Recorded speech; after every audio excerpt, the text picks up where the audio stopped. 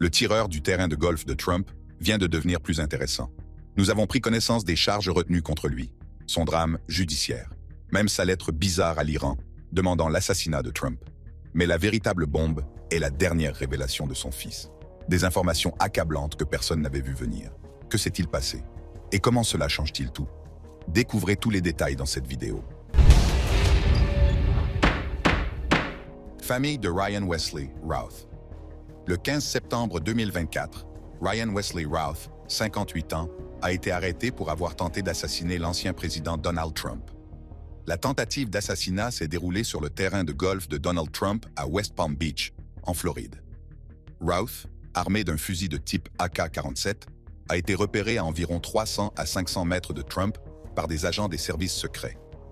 Un témoin a également vu un homme sauter des buissons et s'enfuir à bord d'une Nissan noire. La police a arrêté la voiture et identifié le conducteur comme étant Routh. Dans la zone où Routh a été trouvé, les autorités ont découvert un fusil avec une lunette, 2 sacs à dos et une caméra GoPro.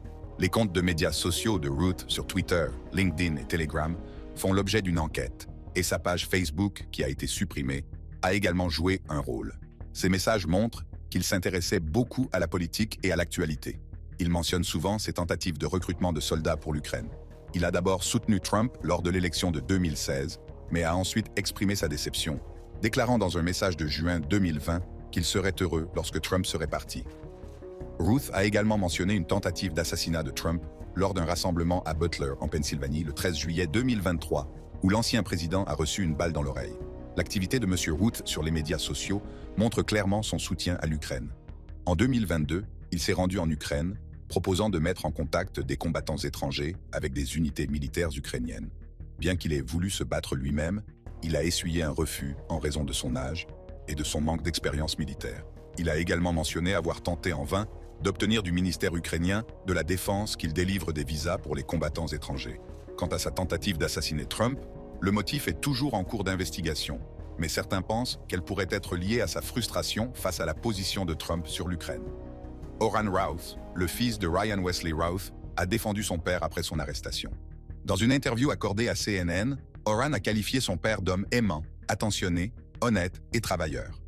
Il a déclaré qu'il n'était pas sûr de ce qui s'était passé en Floride et qu'il espérait que ce soit exagéré. Oran a également déclaré que son père n'était pas violent et ne possédait pas d'armes à feu, pour autant qu'il le sache. Il a également mentionné que son père n'aimait pas Trump, comme la plupart des gens raisonnables. S'adressant au Daily Mail, Oran a ajouté que son père n'avait jamais eu que quelques contraventions et que l'arrestation ne lui ressemblait pas du tout. Il a déclaré « C'est mon père et tout ce qu'il a eu, c'est quelques contraventions, pour autant que je sache. C'est mon père et tout ce qu'il a eu, c'est quelques contraventions, pour autant que je sache. C'est fou. Je connais mon père et je l'aime, mais ça ne lui ressemble pas du tout. » Oran Routh a raconté que son père avait déménagé à Hawaï il y a quelques années et qu'il vivait avec sa petite amie de longue date. Il ne savait pas que son père se trouvait en Floride et a indiqué qu'ils s'étaient éloignés l'un de l'autre à la suite d'une brouille. Dans une interview accordée au Guardian, M. Oran a également déclaré que son père était profondément engagé dans le soutien à l'Ukraine. Il s'y était rendu pour apporter une aide humanitaire aux soldats pendant le conflit avec la Russie. Si le motif de M. Routh est réellement l'opinion de M. Trump sur l'Ukraine, certains pensent que les récents commentaires de M. Trump lors du débat présidentiel ont pu l'influencer. Lors du débat, M. Trump a évité de répondre clairement à la question de savoir s'il souhaitait que l'Ukraine gagne la guerre contre la Russie. Lorsqu'on lui a posé la question, il a simplement dit qu'il voulait que la guerre prenne fin. Il a également mentionné que des millions de personnes avaient été touchées par la guerre. Toutefois, ce chiffre n'a été confirmé par aucune source officielle. Les commentaires de M. Trump ont suscité des inquiétudes à Kiev et parmi ses détracteurs, qui craignent qu'il ne mette fin à l'aide militaire et économique à l'Ukraine s'il est réélu. Depuis l'invasion russe, M. Trump doute de la possibilité d'envoyer un soutien militaire à l'Ukraine et son parti a bloqué un financement militaire important plus tôt, en 2024. M. Trump a promis qu'il pourrait négocier un accord de paix entre l'Ukraine et la Russie dans les 24 heures s'il était élu, affirmant qu'il résoudrait le problème avant même de devenir président. Il a également déclaré avoir de bonnes relations avec le président ukrainien Volodymyr Zelensky et le président russe Vladimir Poutine, qui le respectent tous deux. L'hésitation de M. Trump à soutenir l'Ukraine pourrait signifier qu'il pourrait pousser l'Ukraine à céder du terrain et à renoncer à ses ambitions dans le cadre de l'OTAN. Il n'a pas promis de continuer à envoyer de l'aide militaire à l'Ukraine et a critiqué le président Biden pour ne pas avoir incité les Européens à contribuer davantage à la guerre. Les opinions de Trump sur l'Ukraine pourrait être influencé par ses louanges passées à l'égard de Poutine, qu'il a qualifié de génie et de très avisé pour ses tactiques lors de l'invasion de 2022. La première mise en accusation de Trump, en 1919, était liée à un appel avec le président ukrainien Zelensky, où il a été accusé d'essayer d'interférer dans l'élection de 2020 en faisant pression sur Zelensky pour qu'il enquête sur Biden et son fils Hunter. Trump a également promu à plusieurs reprises la fausse idée que l'Ukraine, et non la Russie, s'était immiscée dans l'élection américaine de 2016. Le livre de Ryan Ruth est un indice qui montre que l'Ukraine pourrait avoir été la raison pour laquelle il a attaqué Trump. En 2023, Ryan Ruth a autopublié Ukraine's Unwinnable War, The Fatal Flaw of Democracy, World Abandonment and the Global Citizen. Dans ce livre, il fait part de son expérience en Ukraine, notamment en tant que coordinateur bénévole sur la place de l'Indépendance à Kiev. Il parle également du recrutement de combattants étrangers, notamment en provenance d'Afghanistan, pour rejoindre la lutte contre la Russie. Ruth est frustré par le gouvernement ukrainien qui hésite à accepter des soldats étrangers, comme un groupe de commandos afghans qui ont dû faire face à des doutes et à des tracasseries administratives.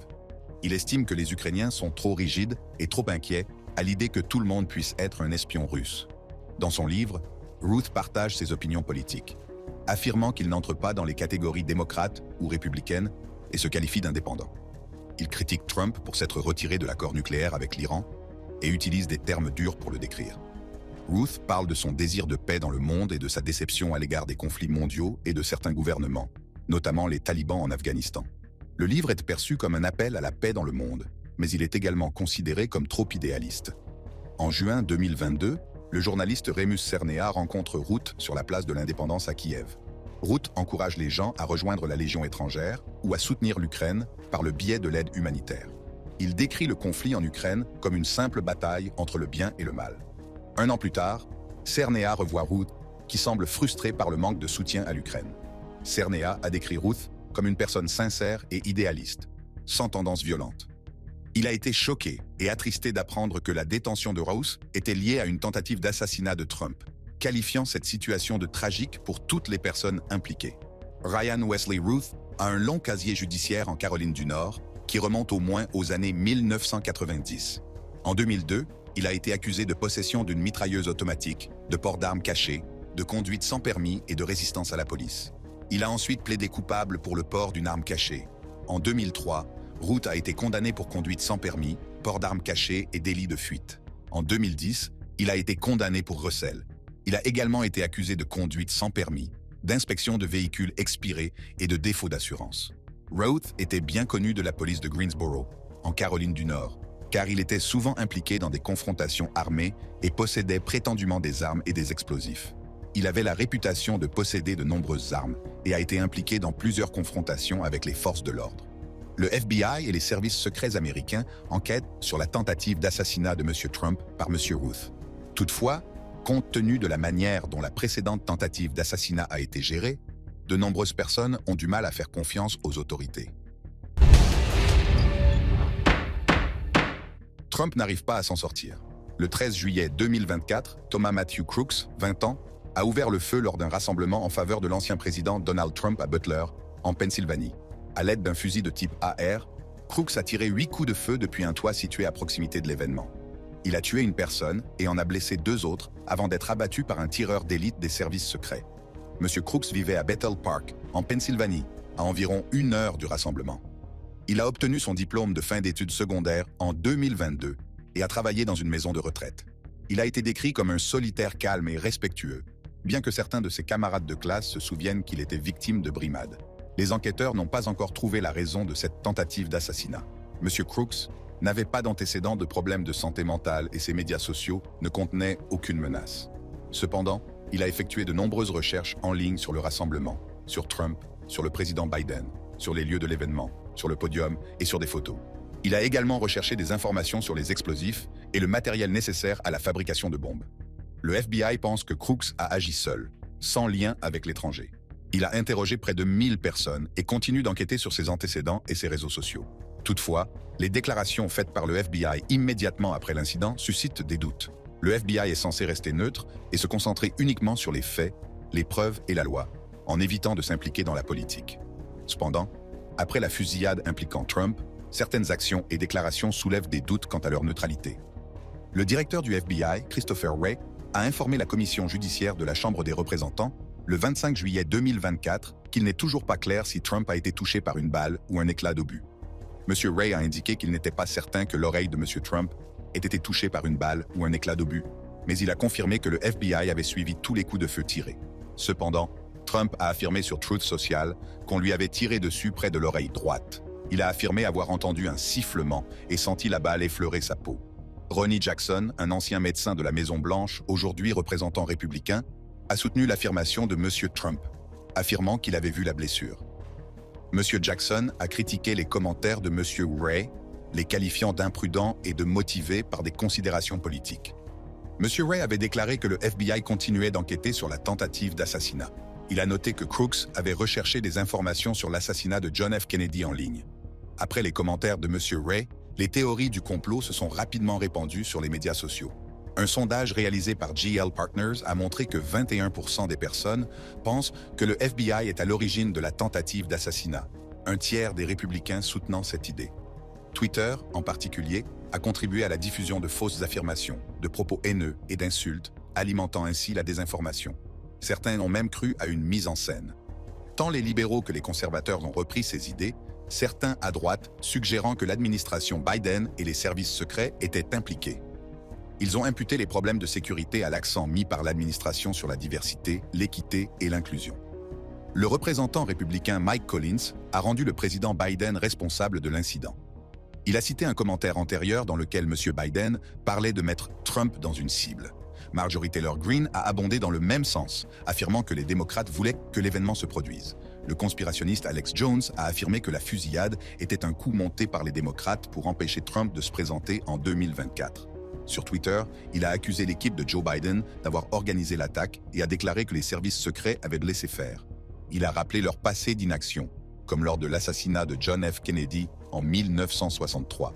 Jones est connu pour promouvoir des théories du complot et de fausses informations par le biais de ses sites InfoWars, NewsWars et Prison Planet. Il a toujours soutenu les nationalistes blancs. En 2023, il a été révélé qu'il avait créé le site web National File pour contourner les restrictions imposées à son contenu par les médias sociaux. Une autre théorie suggère que les agents du Secret Service ont été retirés du rassemblement de Trump pour protéger Jill Biden lors d'un événement à Pittsburgh. Les services secrets ont toutefois démenti cette information. Leur chef de la communication, Anthony Guglielmi, a expliqué que des équipes supplémentaires sont engagées pendant les années électorales pour faire face à l'augmentation des déplacements et qu'elles avaient renforcé la sécurité de M. Trump. Certaines personnes ont émis l'hypothèse que M. Trump avait peut-être simulé la tentative d'assassinat pour s'attirer la sympathie de la population.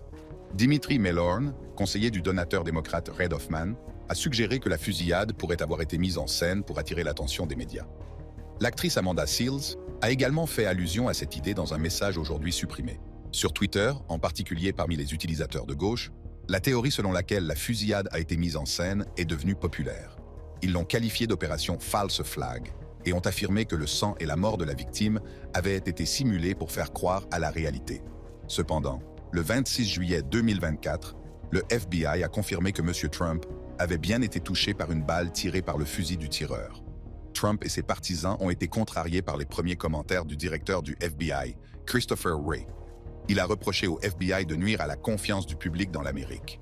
Lors d'une audition au Sénat le 30 juillet 2024, Paul Abbott, l'adjoint du directeur du FBI Wray, a donné de nouveaux détails sur Thomas Crooks.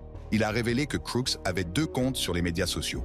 Un actif en 2019 à 2021 et un autre sur Gab. Le premier compte contenait plus de 700 commentaires montrant des opinions antisémites, des croyances anti-immigration et un soutien à la violence politique. Le FBI vérifie encore si ce compte appartient réellement à Crooks, mais il a divulgué ces informations afin d'explorer ses motivations. Abbott a également mentionné que le compte Gab avait des opinions mitigées.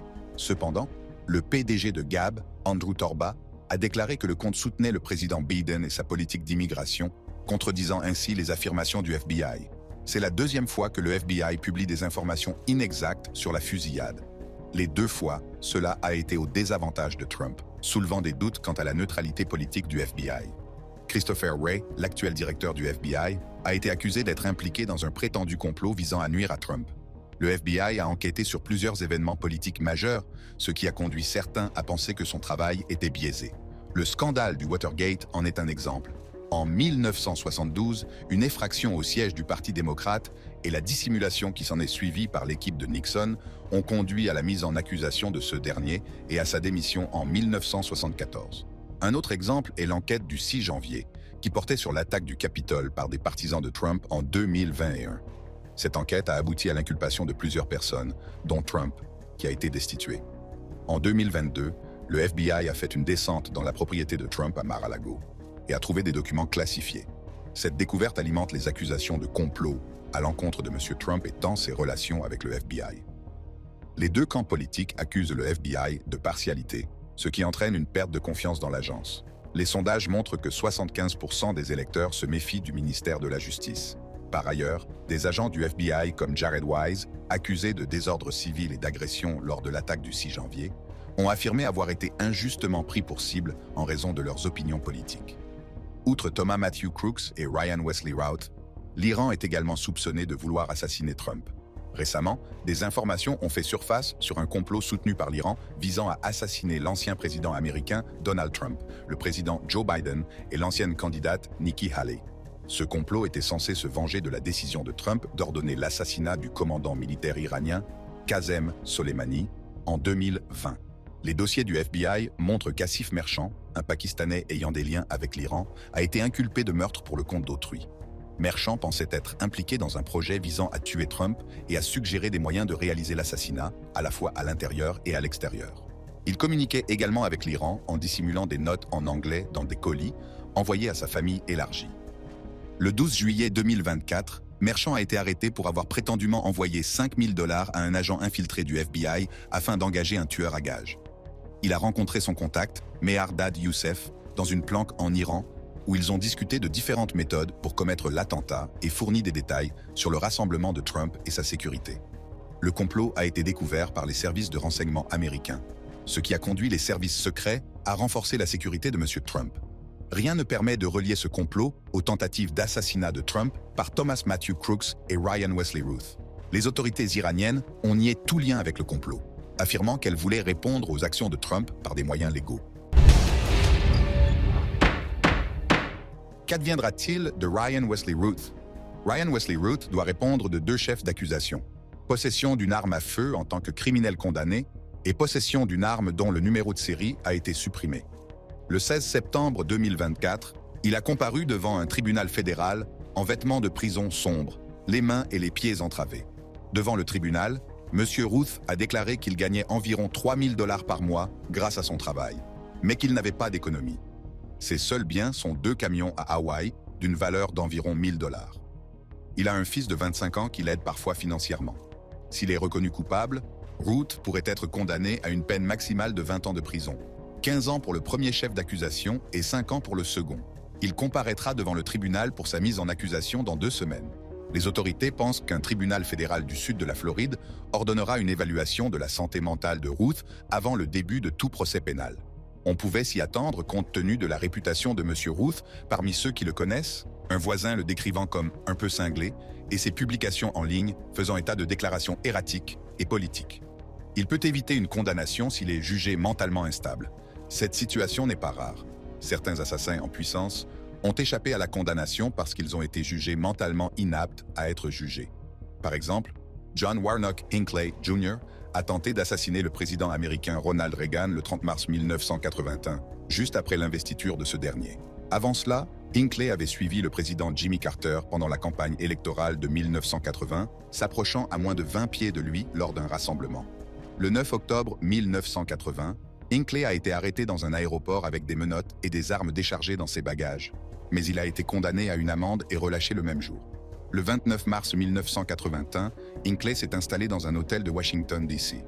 Le lendemain matin, il a vu dans le journal que le président Reagan serait à l'hôtel Hilton pour une conférence. Il passe la matinée à écrire une lettre à l'actrice Jodie Foster, espérant l'impressionner par ses actions. À 14h27, Hinckley se joint à une foule à l'extérieur de l'hôtel avec un revolver. Lorsque Reagan est sorti, Hinckley a tiré ses 6 balles sur lui.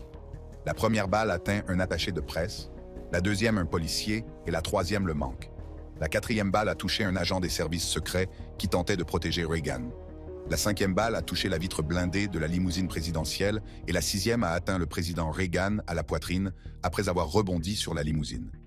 Hinckley est rapidement maîtrisé et maintenu contre un mur.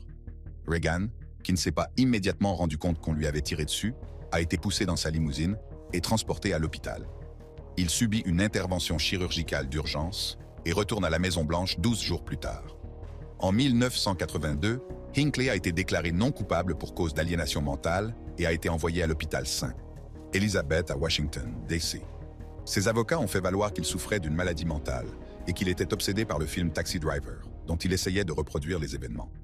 Pendant son séjour à l'hôpital, Hinckley a tenté de se suicider à 2 reprises. Il a écrit plus tard que la fusillade était sa façon de montrer son amour et qu'il était déçu que l'actrice Jodie Foster ne lui ait pas rendu l'appareil. Hinckley a été libéré de ses soins psychiatriques en 2016, mais a dû vivre avec sa mère à Williamsburg, en Virginie. En 2018, il a été autorisé à déménager et à vivre de manière indépendante. En 2021, un juge fédéral a approuvé sa libération inconditionnelle à compter de juin 2022. Depuis, Hinckley a fait preuve de remords pour ses actes et s'est excusé auprès des familles des victimes. Il se consacre désormais à l'écriture de chansons, à la scène et à l'art, et partage ses œuvres sur YouTube. Environ 150 ans avant Hinckley, Richard Lawrence a été déclaré non coupable pour cause d'aliénation mentale après avoir tenté de tuer le président Andrew Jackson. Le 30 janvier 1835, Lawrence tente d'assassiner Jackson alors que le président sort d'un enterrement au Capitole. Lawrence se cache derrière un pilier et vise le cœur de Jackson avec un pistolet, mais le coup est raté. Malgré son âge et sa mauvaise santé, Jackson se défend à l'aide de sa canne. Lawrence essaya alors un second pistolet, qui fit également mouche. Jackson frappa Lawrence avec sa canne, et des passants à proximité, dont un lieutenant de la marine et un membre du Congrès, maîtrisèrent rapidement Lawrence. Jackson est indemne et ramené sain et sauf à la Maison-Blanche. La tentative d'assassinat donne lieu à de nombreuses théories de la conspiration, certains pensant que Lawrence fait partie d'un complot des ennemis politiques de Jackson. Jackson soupçonne le sénateur George Poindexter, un ancien ami devenu son adversaire, d'être à l'origine de cette tentative. Mais aucune preuve ne vient étayer cette hypothèse. Au cours de son procès, Lawrence a montré des signes d'instabilité mentale. Il fulmine au tribunal et pense que c'est lui qui devrait juger les jurés et non l'inverse.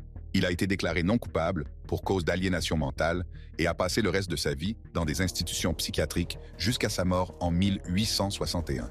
Les pistolets de Lawrence ont été examinés plus tard et il a été constaté qu'ils étaient correctement chargés et en état de marche. Le temps pluvieux du jour de l'attentat a probablement provoqué des ratés. Mais le risque que les 2 pistolets aient des ratés consécutifs est d'environ 1 sur 125 000. Pour chaque cas, comme Hinckley et Lawrence, il y en a d'autres qui ont été reconnus coupables et condamnés. C'est le cas de Charles Guiteau. Le 2 juillet 1881, Guiteau abat le président James A. Garfield dans une gare de Washington, D.C. Garfield meurt 11 semaines plus tard des infections causées par ses blessures. Guiteau est en colère contre Garfield car il pense qu'il mérite un poste au gouvernement pour avoir aidé Garfield à gagner les élections. Il avait écrit un discours pour un autre candidat, Ulysses S. Grant. Mais lorsque Garfield l'a emporté, il a modifié son discours pour soutenir Garfield et a pensé que cela l'avait aidé à gagner, même si cela n'a eu que peu d'impact. Il s'attendait à être récompensé par un poste de diplomate, mais comme il ne l'a pas obtenu, il a déversé sa frustration sur le président.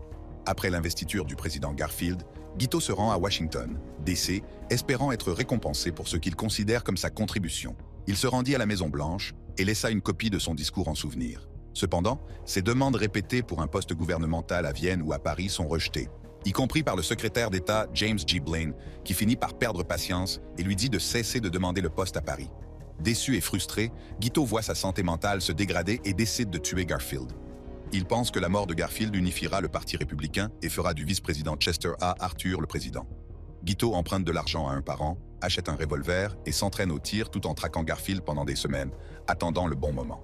Le 2 juillet 1881, Guiteau saisit sa chance à la gare de Baltimore et Potomac. Alors que le président Garfield entre dans la gare, Guiteau arrive par derrière et tire 2 coups de feu. L'un d'eux atteint Garfield dans le dos mais manque la moelle épinière. Garfield s'effondre en criant de douleur. Guiteau tente de s'enfuir mais est rapidement rattrapé par un officier de police. Garfield est emmené dans une pièce à l'étage, toujours conscient mais en état de choc.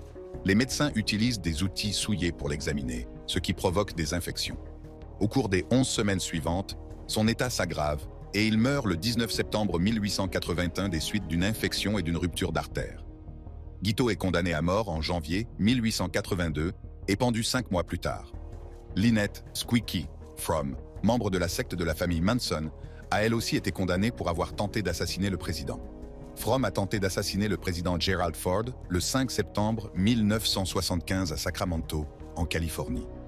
Elle était motivée par son souci de l'environnement, en particulier des séquoias de Californie, qu'elle estimait endommagés par la pollution et le smog.